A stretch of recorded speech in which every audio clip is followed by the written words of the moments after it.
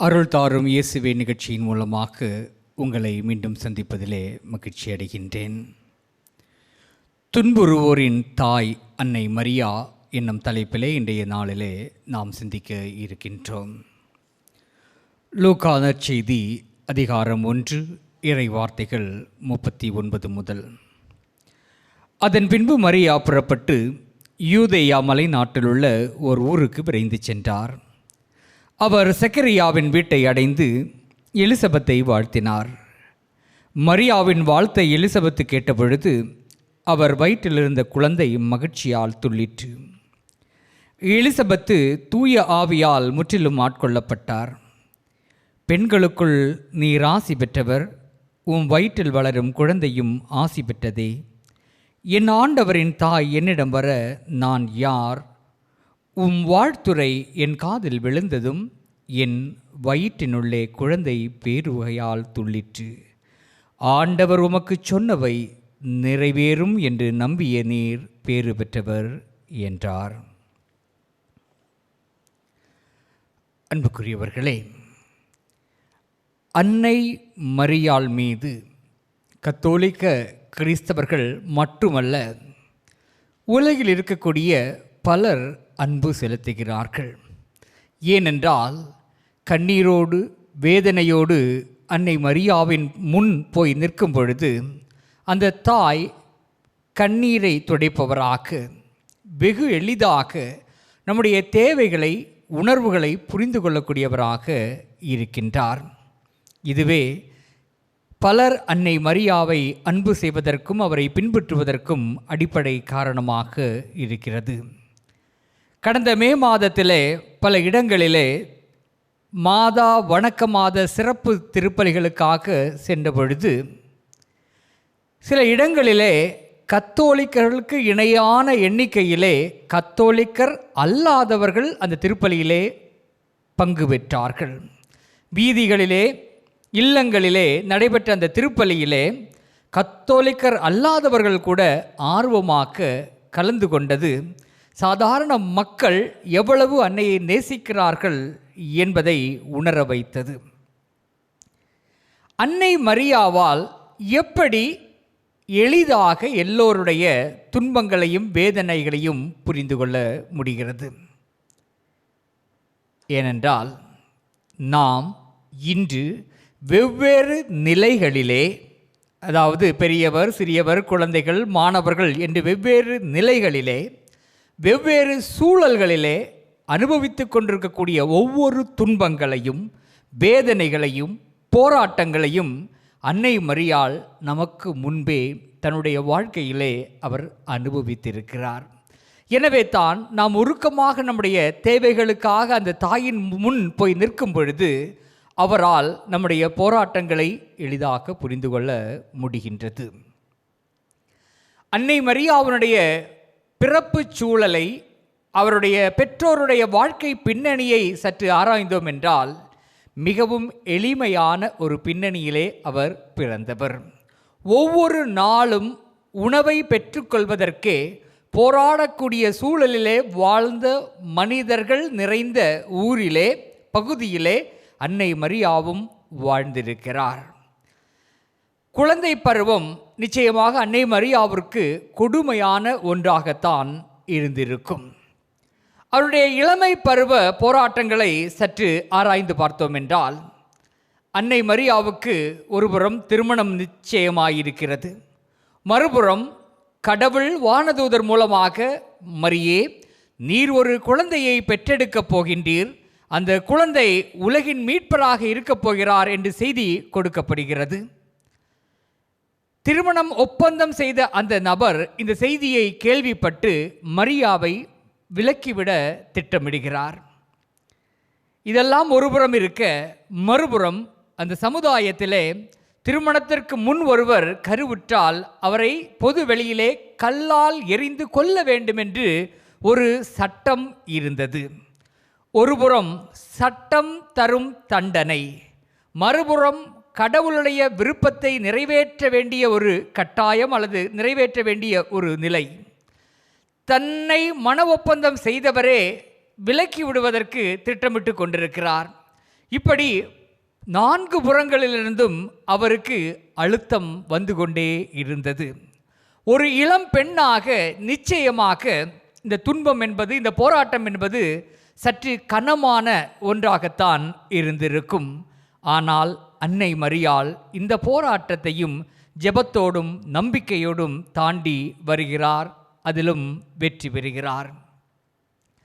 இந்த போராட்டம் இத்தோடு முடிந்ததா என்றால் நிச்சயமாக இல்லை. இயேசுவை பெற்றெடுப்பதற்காக அவர்கள் இடம் தேடுகிறார்கள். அவர்களுக்கு இடம் கிடைக்கவில்லை. குறிப்பாக விவிலியம் சொல்கிறது சத்திரத்திலே இடம் கிடைக்கவில்லை என்று. சத்திரத்திலே இடம் கிடைக்காமல் போவதற்கு, அதாவது விடுதிகளிலே இடம் கிடைக்காமல் போவதற்கு 2 காரணம் இருக்கும். ஒன்று, அந்த சத்திரம் கூட்டத்தால் நிரம்பி இருக்க வேண்டும், அல்லது இரண்டாவதாக அந்த விடுதிக்கு செலுத்துவதற்கான கட்டணம் கையில் இல்லாமல் இருந்திருக்க வேண்டும். இந்த முதல் காரணம் இருந்திருக்க வாய்ப்பே இல்லை. ஏனென்றால் எருசலேம் தேவாலயத்தினுடைய விழா நாட்களில் மட்டும்தான் அந்த பகுதியில் இருக்கக்கூடிய அந்த விடுதிகள் நிரம்பி வழியும். இயேசுவை பெற்றெடுப்பதற்காக அன்னை மரியாள் இடம் தேடிய அந்த காலகட்டம் திருவிழா காலம் அல்ல. ஆகவே இடம் நிச்சயமாக நிறைய இருந்திருக்கும். ஆனால் அந்த பயணத்தின் போது அவர்களுடைய கையிலே போதுமான பணம் இல்லாததால் தான் அவர்களுக்கு இடம் கிடைக்கவில்லை.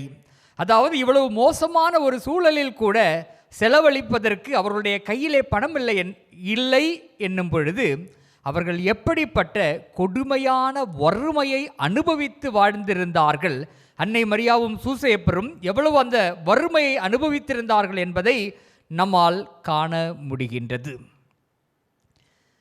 கடைசியாக மாட்டுத் தொழுவத்திலே இயேசுவை அவர்கள் பெற்றெடுக்கிறார்கள்.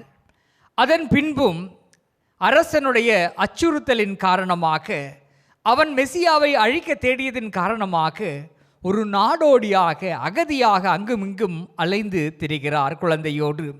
இது மிகப்பெரிய ஒரு வருத்தத்தை அவருக்கு தந்திருக்கும். ஒரு அகதியினுடைய வேதனை என்ன என்பதை அவர் நன்றாக புரிந்திருப்பார். குழந்தை இயேசுவை காணிக்கையாக கோயிலிலே ஒப்புக்கொடுக்க கொண்டு வருகிறார்கள். நாம் விவிலியத்திலே வாசிக்கிறோம், குழந்தை இயேசுவை காணிக்கையாக ஒப்புக்கொடுத்த பொழுது புறாக்களை அவருடைய பெற்றோர் காணிக்கையாக செலுத்தினார்கள் என்று. மோசேயினுடைய சட்டத்திலே குழந்தையை காணிக்கையாக செலுத்தும் பொழுது ஒரு சில பொருட்களை ஆலயத்திலே கொடுக்க வேண்டும், பலியாக செலுத்த வேண்டும் என்று ஒரு பெரிய பட்டியலே இருக்கும். அந்த பட்டியலுடைய இறுதியிலே இவ்வாறு எழுதியிருக்கும், இது எதையும் செய்ய முடியாதவர்கள் குறைந்தபட்சம் புறாக்களை ஆலயத்திற்கு காணிக்கையாக கொடுக்கலாம் என்று. இயேசுவை காணிக்கையாக ஆலயத்திலே ஒப்பு கொடுத்த பொழுது, தலைப்பேரான இயேசுவை காணிக்கையாக ஒப்பு கொடுத்த பொழுது அவர்கள் புறாவை கொடுத்தார்கள், காணிக்கையாக கொடுத்தார்கள். காரணம், அவர்களிடம் போதிய வருமானம் இருக்கவில்லை, வசதி வாய்ப்புகள் இருக்கவில்லை. எந்த பெற்றோரும் பிள்ளைகளுடைய விஷயங்கள் என்று வரும்பொழுது, அல்லது ஆலயம் சார்ந்த விஷயங்கள் என்று வரும்பொழுது, அவர்கள் எந்த அளவுக்கு அதிகமாக செய்ய முடியுமோ அந்த அளவுக்கு அதிகமாக பிள்ளைகளுக்காக செய்வார்கள். இங்கு அன்னை மரியாள் அந்த பட்டியலிலே கடைசியாக இருந்த ஒன்றை இயேசுவுக்காக பின்பற்றுகிறார் என்றால் அது அவருடைய இந்த இயலாமையை, கையறு நிலையை, வறுமையை, பலியை நமக்கு எடுத்துரைக்கிறது. இயேசு வளர்ந்த பின்பு இந்த பிரச்சனை ஒரு முடிவுக்கு வந்ததா, அன்னை மரியாவினுடைய போராட்டங்கள் ஒரு முடிவுக்கு வந்ததா என்றால் நிச்சயமாக இல்லை. கானா ஒரு திருமண நிகழ்வை நாம் எல்லோருமே பலமுறை வாசித்திருப்போம். அந்த நிகழ்விலே முதலிலே பெரிய மனிதர்களெல்லாம் வந்து வயிறார உண்டு விட்டு செல்கிறார்கள். கடைசியாக அந்த அனாவியங்கள் அந்த விருந்திற்கு வந்து உணவருந்துகிறார்கள். அவர்களுக்கு ரசம் இருக்கவில்லை. எனவே தான் அந்த அனாவியங்களுக்கு ரசம் இருக்கவில்லை என்பதால் தான் யாரும் ரசம் தீர்ந்ததை பற்றி கவலை கொள்ளவில்லை. அதாவது அந்த திருமண நிகழ்விலே அனாவியங்களுடைய பட்டியலிலே, அதாவது கடைசி கட்ட விருந்தினர்கள் பட்டியலிலே மரியாவும் இயேசுவும் இருக்கிறார்கள். இது எதை காட்டுகிறது என்றால், அந்த சமுதாயத்திலே ஒதுக்கப்பட்டு வைத்திருந்தவர்களுடைய கூட்டத்தில் தான் மரியாவும் மரியாவுடைய குழந்தையாகி இயேசுவும் இருந்தார்கள். ஆகவே இந்த உலகத்திலே மிகப்பெரிய வலிகளுள் ஒன்று பிறரால் ஒதுக்கி வைக்கப்படுவது. பசி, வறுமை, காயம், வலி, இதை எல்லாத்தையும் விட கொடூரமானது ஒதுக்கி வைக்கப்படுதல். அந்த ஒதுக்கி வைக்கப்படுதலுக்கான அந்த வலியையும் அன்னை மரியாள் அனுபவித்தார். அந்த சமுதாயத்திலே ஒதுக்கி வைக்கப்பட்ட அனாவின்களுடைய கூட்டத்திலே அன்னை மரியாவும் இருந்தார். இவ்வாறு ஒவ்வொரு இடங்களிலும் துன்பத்தை, வலியை அனுபவிக்கும் பொழுது அன்னை மரியாள் என்ன நினைத்திருப்பார் என்றால், என் மகன் இயேசு செயல் வீரராக வரும்பொழுது இந்த வேதனைகள் எல்லாம் மாறும். அவர் எனக்கு பேரும் புகழும் வெற்றியையும் பெற்று தருவார். இயேசு புகழடையும் பொழுது என்னுடைய வலிகளெல்லாம் மாறும் என்று அந்த இயேசுவுக்காக அவர் வலியை எல்லாம் தாங்கிக் கொண்டிருப்பார். ஆனால் இயேசுவின் மீது அன்னை மரியாள் வைத்த அந்த நம்பிக்கை அல்லது அந்த எதிர்பார்ப்பு நிறைவேறியதா என்றால் இல்லை. கல்வாரியிலே அந்த எதிர்பார்ப்புகளுக்கு முற்றுப்புள்ளி வைக்கப்பட்டது. வெற்றி வீரராக இயேசு வரும்பொழுது வேதனைகள் மாறும் என்று நினைத்தார்கள். ஆனால் அந்த கல்வாரியிலே யூதர்கள் எல்லாம் சேர்ந்து இயேசுவை தோல்வியின் மனிதர்களாக மாற்றி வாழ்வதற்கு தகுதியற்றவர்களுக்கு கொடுக்கக்கூடிய கொடுமையான தண்டனையை கொடுத்து இயேசுவை கொலை செய்கிறார்கள். இப்படி அன்னை மரியாள் ஒவ்வொரு கட்டத்திலும் குழந்தையாக, இளம் பெண்ணாக, இளம் தாயாக, வயது முதிர்ந்த ஒரு தாயாக, சமுதாயத்திலே ஒதுக்கி வைக்கப்பட்ட ஒரு பெண்மணியாக, இப்படி எல்லா சூழல்களிலும் துன்பத்தை, வேதனையை அவர் அனுபவித்திருக்கிறார். இன்னும் நம்முடைய தாயினுடைய அன்னை மரியாவினுடைய வேதனைகளை, துன்பங்களை அடுக்கிக் கொண்டே போகலாம். இவ்வளவு வேதனைகளை அனுபவித்த அதன் காரணமாகத்தான் வெகு எளிதாக நம் ஒவ்வொருவருடைய போராட்டங்களையும் அவரால் புரிந்து கொள்ள முடிகிறது. இன்றைக்கு கத்தோலிக்கர்களை பார்த்து கேட்டால், அன்னை மரியா உங்களுடைய உணர்வுகளை புரிந்து கொள்கிறாரா என்று கேட்டால் அவர்கள் சொல்வார்கள், ஆமாம் புரிந்து கொள்கிறார்கள். அந்த தாய் எனக்கு எல்லாவற்றையும் செய்து தருகிறார்கள். அன்னை மரியாவின் மீது எனக்கு நம்பிக்கை இருக்கிறது. அதாவது அன்னை மரியாவினுடைய பரிந்து பேசுதலில் நம்பிக்கை இருக்கிறது. நான் அந்த தாயிடம் ஒரு தேவை என்று நின்றால் அவர் இறைமகனாகிய தன்னுடைய மகன் இயேசுவை பார்த்து அவரிடம் மன்றாடி பரிந்து பேசி என்னுடைய தேவைகளை எல்லாம் பெற்று தருவார் என்று நான் ஆழமாக நம்புகிறேன் என்று சொல்லுவார்கள் கத்தோலிக்கர்கள். ஆனால் உண்மையிலேயே கத்தோலிக்கர்களாகிய நாம் அன்னை மரியாவினுடைய பரிந்து பேசுதலில் நம்பிக்கை கொள்கிறோமா? அன்னை மரியாள் இயேசுவிடம் எனக்காக பரிந்து பேசி பெற்று தருவார் என்பதை ஆழமாக நம்புகிறோமா என்றால் சில இடங்களிலே அது ஒரு கேள்விக்குறியாகத்தான் இருக்கிறது. பேச்சளவிலே அன்னையின் பரிந்து பேசுதலை நம்புகிறோம் என்று சொல்லும் நாம் நடைமுறை வாழ்க்கையிலே அந்த பரிந்து பேசுதல் மீது நம்பிக்கை இல்லாதவர்களாக நாம் வாழ்ந்து கொண்டிருக்கின்றோம். இன்றைக்கு கத்தோலிக்க கிறிஸ்தவர்களிடம் மூட நம்பிக்கை அதிகமாக இருக்கின்றது. இந்த கிளி ஜோசியம் என்று ஒன்று இருக்கிறது. அதாவது ஒரு கிளியிடம் போய் கேட்பாங்க, இந்த மாலுக்கு ஒரு சீட் எடுத்து போடு என்று சொல்லும் பொழுது அந்த கிளி ஒரு சீட் எடுத்து போடும். அந்தோணி அல்லது ஆபிரகாமுக்கு ஒரு பிரச்சனை வரும் பொழுது அவர்கள் முதலில் அன்னை மரியாவுடைய பரிந்து பேசுதலை எதிர்பார்ப்பார்கள், இயேசுவிடம் மன்றாடுவார்கள். அதெல்லாம் கொஞ்சம் கால தாமதமாகும் பொழுது உடனே இந்த கிளியிடம் செல்வார்கள். அந்த கிளி ஜோசியம் பார்க்குறவங்க அந்த கிளியை பார்த்து சொல்லுவாங்க, இந்த அந்தோணிக்கும் ஆபிரகாமுக்கும் ஒரு சீட்டு போடம்மா கண்ணம்மா என்று கிளியை பார்த்து சொன்ன உடனே கிளி வெளியில் வந்து ஒரு சீட்டு எடுத்து கொடுக்கும். அந்த சீட்டில் ஏதோ நம்ம முன்ன பின்ன பார்க்காத ஒரு படம் இருக்கும். அதை பார்த்த உடனே அவர் சொல்லுவார், ஐயா 16 வருஷமாக உங்களுக்கு பயங்கர பிரச்சனையாக இருந்திருக்கும், 16 நாள் எல்லா பிரச்சனையும் கரைய போகுது. நீங்கள் அந்த பிரச்சனைகளெல்லாம் கரையணுன்னா கிளிக்கு ஒரு டசன் வாழைப்பழமும் இந்த கிளி ஜோசியம் பார்க்குற எனக்கு ஒரு வேட்டி சட்டையும் எடுத்து கொடுத்தா எல்லாம் சரியாகும் என்று சொன்ன உடனே அதை வாங்கி கொடுத்துட்டு போவாங்க. அதாவது கிளியை நம்பக்கூடியவர்களாக, கடவுளை நம்பக்கூடியவர்களாக அல்ல, புனிதர்களுடைய பரிந்து பேசலை நம்பக்கூடியவர்களாக அல்ல, ஒரு கிளியை நம்பக்கூடியவர்களாக இன்று ஒரு சிலர் இருந்து கொண்டிருக்கிறார்கள். இது வேதனைக்குரிய செய்தி. டிவைன் தியான இல்லத்தின் சார்பாக நடந்து கொண்டிருந்த ஒரு மிகப்பெரிய நற்செய்தி பெருவிழா. 1000க்கு அதிகமான கிறிஸ்தவர்கள் அந்த நிகழ்விலே கலந்து கொண்டிருந்தார்கள்.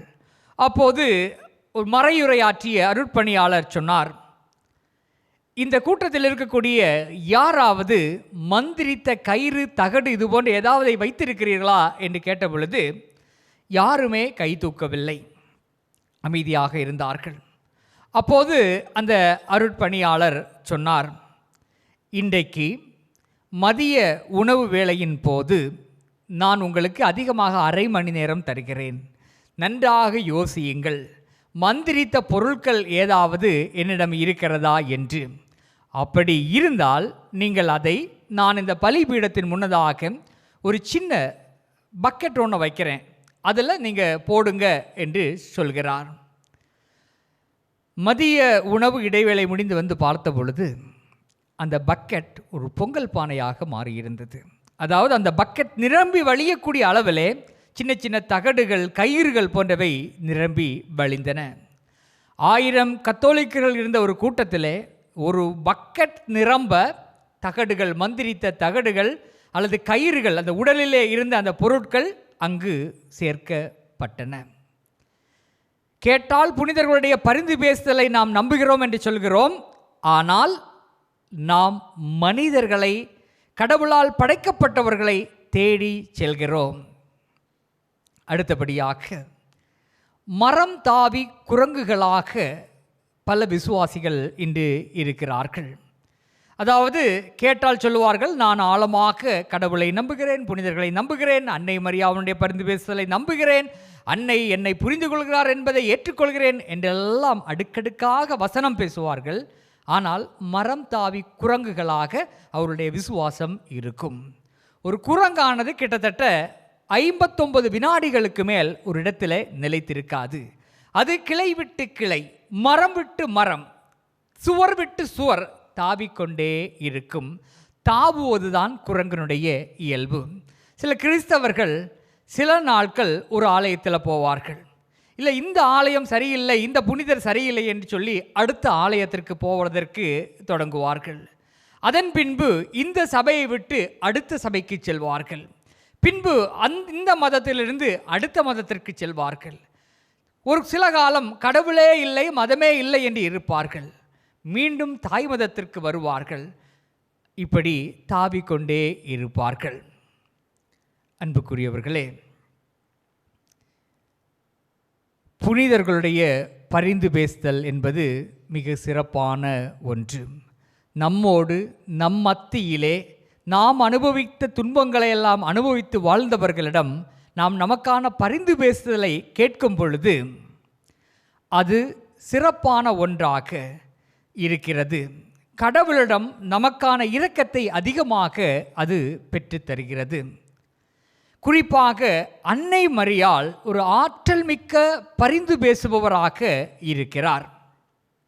இப்படியெல்லாம் பேசும்பொழுது ஒரு சிலர் கேட்பாங்க, ஏன் நான் அன்னை மரியாள் மூலமாக செல்ல வேண்டும்? நேரடியாக போய் இயேசுவிடம், ஆண்டவரே எனக்கு இதெல்லாம் வேண்டும், எனக்கு இதெல்லாம் பிரச்சனை என்று சொன்னால் அவர் ஏற்றுக்கொள்ள மாட்டாரா? என்னுடைய பிரச்சனை இயேசுவுக்கு தெரியாதா? இயேசுவுக்கு புரியாதா? ஏன் இன்னொரு நபருடைய பரிந்து பேசுதலோடு நாம் செல்ல வேண்டும் என்று கேள்வி கேட்கப்படுவது உண்டு. விளக்கமாக, ஒரு வீட்டில் ஒரு சிறுவன் இருக்கிறான். அந்த சிறுவனுக்கு ஒரு விஷயம் தேவைப்படுகிறது, அவனுடைய அப்பாவிடமிருந்து ஒன்று தேவைப்படுகிறது என்று சொல்லும் பொழுது, அவன் சிறுவனாக இருக்கும் பொழுது நேரடியாக போய் அப்பா எனக்கு அது வேண்டும் என்று சொல்ல மாட்டான். அப்பா என்னுடைய பள்ளியிலிருந்து சுற்றுலா செல்கிறார்கள், எனக்கு 1000 ரூபா பணம் வேண்டும் என்று கேட்க மாட்டான். அம்மாவிடம் செல்வான். அம்மாட்ட சொல்லுவான், உரிமையோடு சொல்லுவான், அம்மா நாளைக்கு ட்ரிப்பு போகிறாங்க, 1000 ரூபா வேணும் அப்படின்னு சொல்லுவான். அந்த அம்மா அந்த அப்பாட்ட சரியான நேரம் பார்த்து, நம்முடைய மகன் இதை விரும்புகிறான், இந்த சுற்றுலாவுக்கு போனால் இன்னென்ன நல்ல விஷயங்கள் இருக்கிறது, ஆகவே அனுப்புவோம் என்று பரிந்துரை செய்வார். அந்த அப்பாவும் எளிதாக அவனுக்கு அந்த வாய்ப்பை கொடுப்பார். காலம் செல்ல செல்ல அவனுடைய அந்த முதிர்ச்சி அதிகரிக்க அவன் அம்மாவிடம் சொல்வதற்கான தேவை இருக்காது. அவன் ஒரு 25-30 வயது அடையும் பொழுது நேரடியாக அவனுடைய அப்பாவிடம் அவன் சொல்லலாம், அப்பா நான் இப்படி ஒரு தொழில் செய்ய போகிறேன், இப்படி ஒரு வீடு கட்டப் போகிறேன், நான் இப்படி ஒரு முயற்சி எடுக்கப் போகிறேன் என்று நேரடியாகவே போய் சொல்லுவான். ஆனால் தொடக்க நிலையிலே அவனுக்கு ஒரு பரிந்துரையாளர் தேவைப்படுகிறார். அந்த பரிந்துரை அவனுடைய தேவைகளை நிறைவேற்றுவதற்கு எளிதாக இருக்கிறது. இதே போலத்தான் இந்த புனிதர்களுடைய பரிந்துரையும் நமக்கு இருக்கிறது. நேரடியாக கடவுளிடம் போகக்கூடாது என்று அல்ல, மாறாக அன்னை மரியாள் போன்ற புனிதர்கள் மூலமாக செல்லும் பொழுது நம்முடைய தேவை எளிதாக நிறைவேற்றப்படுகிறது. ஆகவே அன்னை மரியாள் சக்தி வாய்ந்த, ஆற்றல் வாய்ந்த ஒரு பரிந்துரையாளர். இந்த நற்செய்தி வாசகத்திலே நாம் வாசித்தோம், எலிசபெத் அம்மா கருவுற்றிருக்கிறார். முதிர்ந்த வயதிலே அவர் ஒரு குழந்தையை பெற்றெடுக்கப் போகிறார் என்று கேள்விப்பட்டவுடனே தன்னுடைய சகோதரியான அவரை தேடி அவர் ஓடுகிறார். தானும் கருவுற்றிருக்கிறார் என்பதை உணர்ந்த போதும் கூட அவர் தன்னுடைய சகோதரிக்காக விரைந்து செல்கிறார். அதாவது அவருக்கு தெரியும், முதிர்ந்த வயதிலே அவர் குழந்தையை பெற்றெடுக்கும் பொழுது அது எவ்வளவு வேதனை மிகுந்ததாக இருக்கும், அவருக்கு இந்த நேரத்தில் உதவி தேவைப்படும் என்பதை உணர்ந்து நெடும் பயணம் ஒன்றை மேற்கொண்டு அவர் அந்த உதவிக்காக செல்கிறார். இதே மனநிலையோடு தான் இன்றும் அந்த அன்னை மரியாள் இருக்கிறார். அவர் நமக்காக செவி கொடுக்கிறார். வேதனை என்று வரும்பொழுது அவர் அதை உணர்ந்தவராக, புரிந்தவராக செயலாற்றி கொண்டே இருக்கிறார். இன்றைக்கு இளைஞர்கள் மத்தியில் மிகப்பெரிய பிரச்சனை ஒன்று தற்கொலை. அதாவது 14 25 வரையிலான அந்த வயது உடையவர்களுடைய தற்கொலை எண்ணிக்கை அதிகமாக இருக்கிறது. அந்த வயதில் உடையவர்கள்தான் அதிகமாக போதை பழக்கத்திலே விழுந்து விடுகிறார்கள். இதற்கெல்லாம் காரணம் என்ன என்று நாம் ஆராய்ச்சி செய்யும் பொழுது 10% பேர் பல்வேறு வெள்ளி தூண்டுதல்களினால் அல்லது இந்த நுகர்வு கலாச்சாரத்தினால் அல்லது கலாச்சார முரண்பாடுகளினால் இந்த பழக்கத்திற்குள் வருகிறார்கள். 90% பேர் மன அழுத்தம் காரணமாக, தனிமையின் காரணமாக இந்த மோசமான போதை பழக்கத்திற்குள் அல்லது அந்த தற்கொலை எண்ணத்திற்குள் விழுந்து விடுகிறார்கள். எனக்கு யாரும் இல்லை, என்னை அன்பு செய்கிறதுக்கு யாரும் இல்லை, என்னோடு நேரத்தை செலவிடுவதற்கு யாரும் இல்லை, என்னுடைய வளர்ச்சியை கண்டு உற்சாகப்படுத்த எனக்கு யாரும் இல்லை. இப்படிப்பட்ட அந்த எண்ணங்கள் தான் கொஞ்சம் கொஞ்சமாக அவர்களை நிலை பிறர செய்கிறது. இந்த அன்னை மரியாள் என்பவர் மிகப்பெரிய ஒரு ஆற்றல் மிக்க ஒரு தாயாக இருக்கிறார். எனக்கு யாரும் இல்லை என்று நினைக்கும் பொழுது அந்த தாயிடம் நாம் சென்றோம் என்றால், அவரிடம் அடைக்கலம் புகுந்தோம் என்றால், நம்முடைய நிலையை அவரிடம் எடுத்துரைத்தோம் என்றால், நிச்சயமாக அவர் நமக்கு ஒரு தோழியாக, நமக்கு ஒரு தாயாக இருந்து நம்மை வழிகாட்டுவார். நமக்கு ஒரு உடனிருப்பை அவர் தருவார்.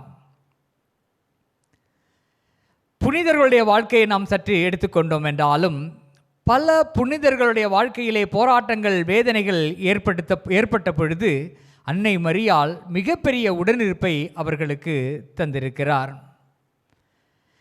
புனித ஜான் மரிய வியானியுடைய வாழ்க்கை எடுத்துக்கொண்டோம் என்றால், குருவானவராக வேண்டும் என்பது அவருடைய மிகப்பெரிய ஆவலாக இருந்தது. ஆனால் அந்த காலத்திலே லத்தீன் மொழி படிக்க வேண்டும், குருவாவதற்கு லத்தீன் படிக்க வேண்டும் என்பது கட்டாயமான ஒன்றாக இருந்தது.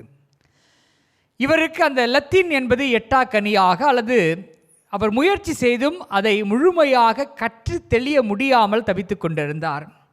இந்த கடைசி தேர்வு அந்த காலகட்டத்தில், அதற்கு முந்தின நாள் புனிதர் அன்னை மரியாவுடைய திருச்சிருபத்தின் முன்னதாக மண்டியிட்டு ஜெபித்து கொண்டிருக்கிறார். தாயே, ஒரு குருவாக வேண்டும் என்பது என்னுடைய கனவு, ஆசை, லட்சியம் எல்லாமே.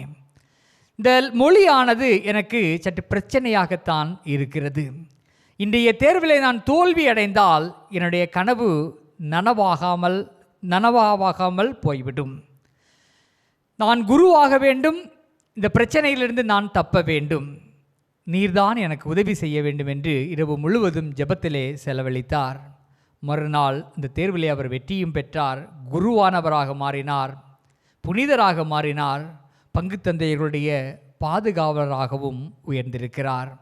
ஆம், நாம் எப்போதெல்லாம் ஆதரவில்லாமல் துன்பங்களோடு பிரச்சனைகளோடு இருக்கிறோமோ அப்போதெல்லாம் அந்த தாயின் அருகில் செல்வோம்.